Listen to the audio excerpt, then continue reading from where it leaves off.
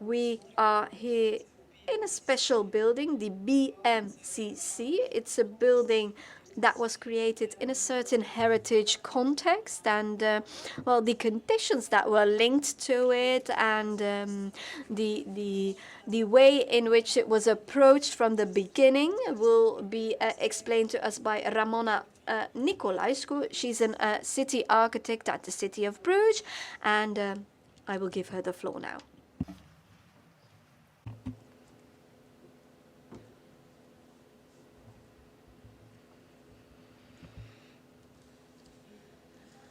Good afternoon. My name is Ramona Nicolaescu. I work for the city of Bruges. It was my pleasure to coordinate this project from the first steps onwards, from the moment the project definition was written. What are we talking about? The BMCC is the the Beurs Meeting and Congress Center. So we are at the Congress Hall at the moment, but at the same time, there is a large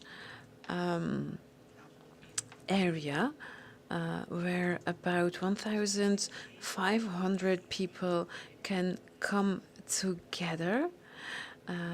At the onset of the project, there was definition for a contest, as the city we chose for a special procedure. We chose for design and build contest. So from the beginning onwards, we were looking for a team that comprised the architects and its team, and they were asked to build out a project, to study on it, and then set their price and give a timing. Their guarantee is that they can realize the project within this the set price and the time frame. So the project needs to be realizable within the goals set at the beginning. When we talk about the duration, well, the project took place between 2016 and 2021. You can say 6 years is a long time, but for us, 5 years is actually a very short period of time, especially when you think 2021 is the pandemic. So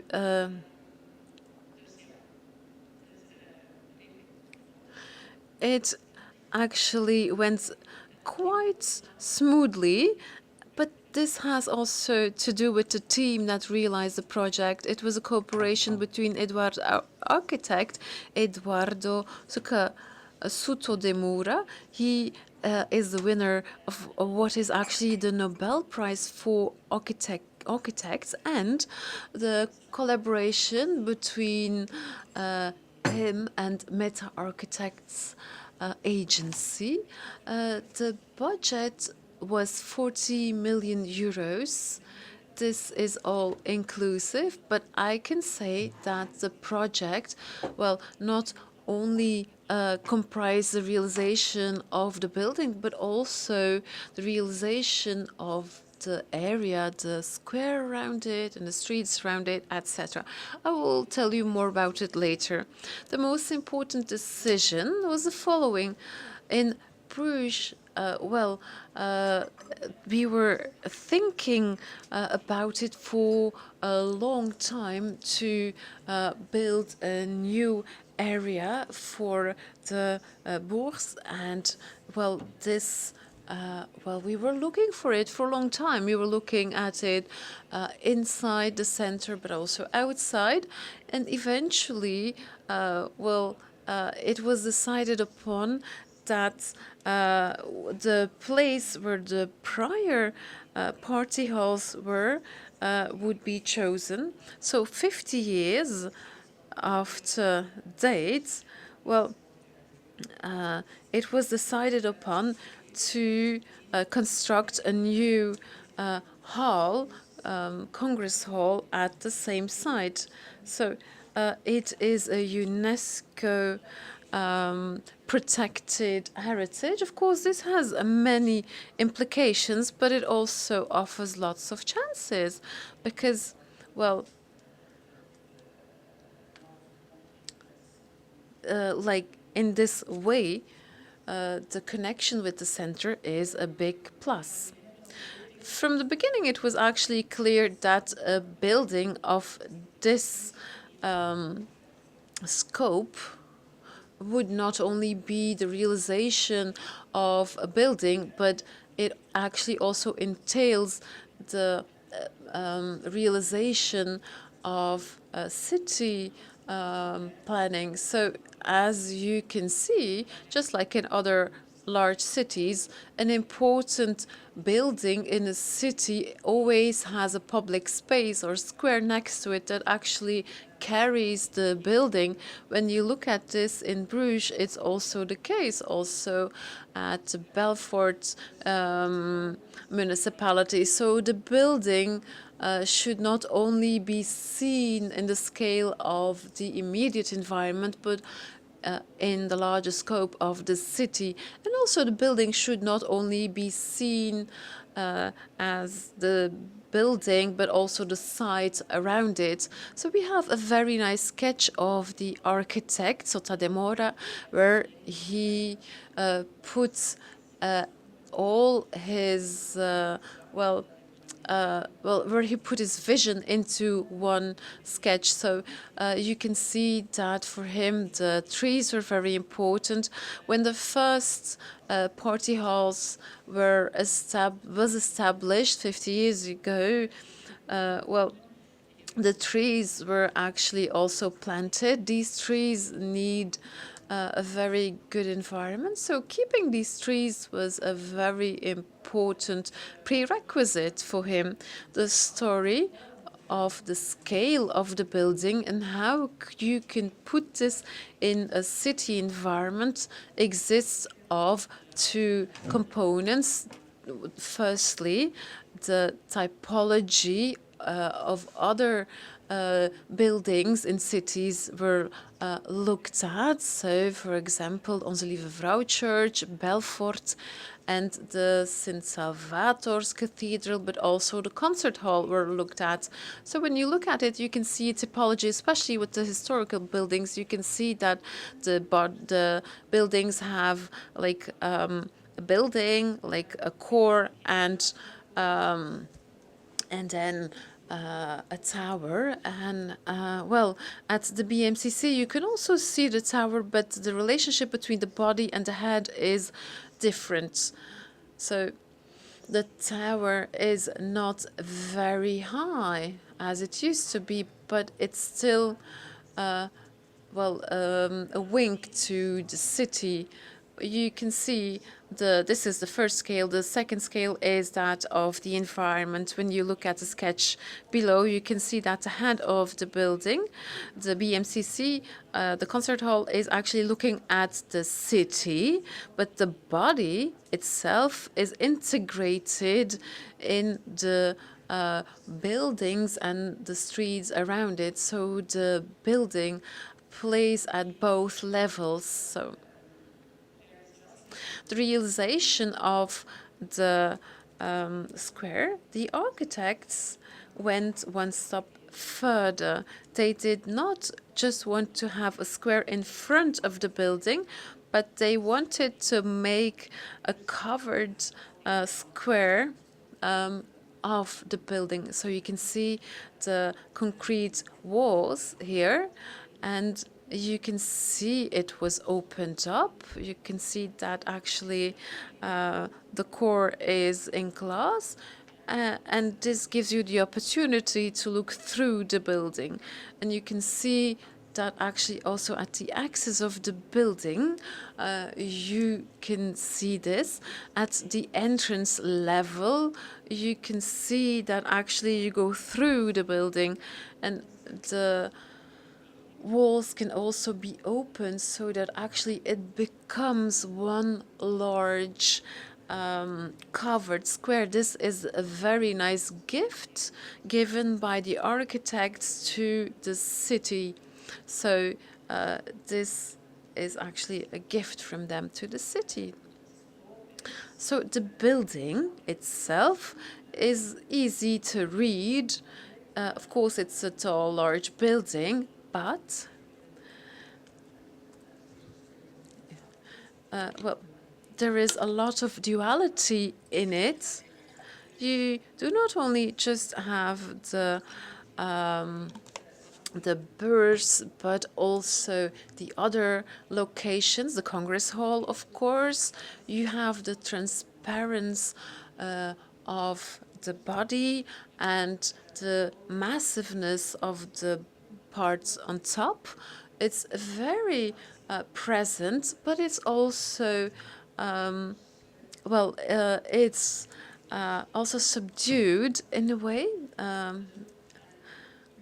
It's a public building. Part of the Congress is private. It means that it is only accessible for people partaking in these events, but also it's also public.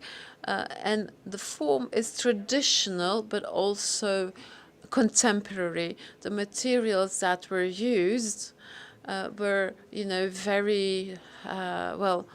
The concrete is, the concrete that everyone has, at home, but the details in glass makes it very contemporary. Well, the building, through its functionality, is very flexible and user-friendly, and I think it is. The activities that happen here actually, go beyond all expectations. Every time, again and again, they give a new destination to these activities, and for everyone from young to old, it has to make everyone happy. From the beginning onwards, one of the most important prerequisites was that it had to be a sustainable building, and I think Bart said it. This is one of the prerequisites.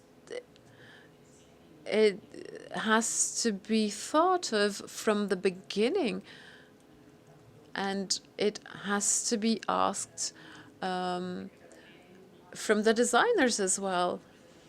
I put a few aspects into the presentation from the website of the BMCC. These are things that are important for them as well. So they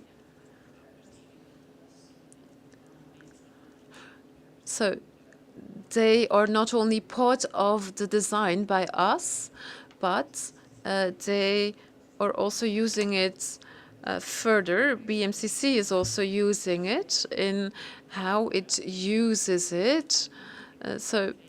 For example, even the catering, the usage of water, green energy, all these aspects are easily accessible because all public transport is accessible and close by, etc. To bring this to the outside world, it was also important to get a few quality labels. You can see 3 of them. You can see Sarah, the directress of BMCC. She's very happy with getting the 3rd one. It's the Flanders Heritage Venue. The green key is a sustainability value, and then we have M+, and I think you all know what that is. So the building is just, as I said before, sustainability is a key element that was important from the beginning, but also sustainability was important from the beginning of the project. This was part of the project definition, but then when we continued with this design, and when we continued with they were part of the negotiations and the contests and the whole team, but also the establishment. So the building team chose a nice name for themselves. They chose the name Beursgenootschap for them. So this is a text that can be seen in their leaflets where they're talking about accessibility. Accessibility has a big place in their leaflet. All these aspects are parts of their leaflet. We use these in the following phases in the design to make it all concrete. We use several reports when we looked at the different difficulties, etc. When we faced difficulties, we came together and talked about it with our colleagues, and by working systematically and following up systematically, we can say that at the end, the M label was we were able to get the M label. Sarah, the director of BMCC, says that getting the accessible Congress infrastructure was very important. They're using it as a big plus. They are actually one of the first ones to get this, and they're also using it as a sales argument. They're also using it in their different activities. Also, because of this, they go for BMCC as their venue. So how or who did accompany the whole process? Well, first of all, Inter. First of all, to get the label, there was a whole screening of the building. Well, there were not many things that needed to be looked at or looked over. There came some suggestions, and the building team could realize them. And the label, it was not very difficult to get the label. We are here with a very happy team, and everyone worked together on this. I want to illustrate the next. What does accessibility mean? The building is easily accessible with all different modes of transport. So the building is centrally located. Everyone can come by bike or by walking. There's a big bus parking, and the train station is at a walking distance. There's also a very nice bicycle station. So the way in which the building is accessible is, it's very easy. So also some things were asked for people with a visual disability, but it is very easily accessible in many ways. One of the doors is automated, the entrance doors, so that also people in a wheelchair can come enter easily. There's also space for people with a disability in a wheelchair in the parking. The people are led to the elevators. The elevators also, the elevators also are actually they are instructing in speech. So once you enter, the building is easily to be read. You can just find your way once you're inside the building. But for people with a visual disability, it's also easy to find their way. Also, you can see where you have to go. The auditorium where we are in right now.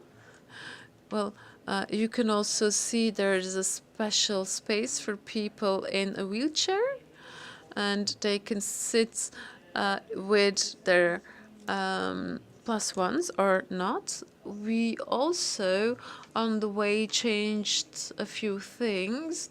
So, for example, now we can also communicate with people who are not here, so that also not only visually things can be sent for people who are at a distance, but also people can listen remotely.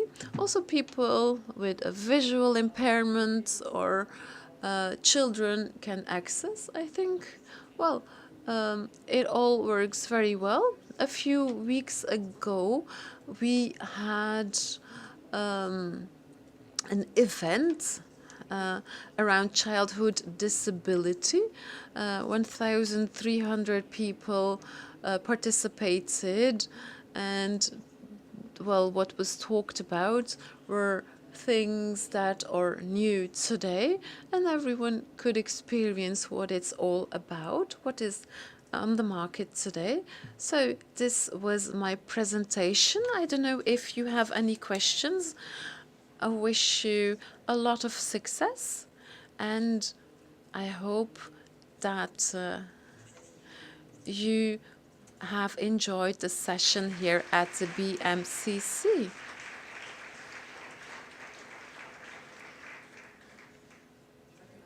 Thank you, Ms. Nicolaescu. A nice story about accessibility that was taken from the beginning of the context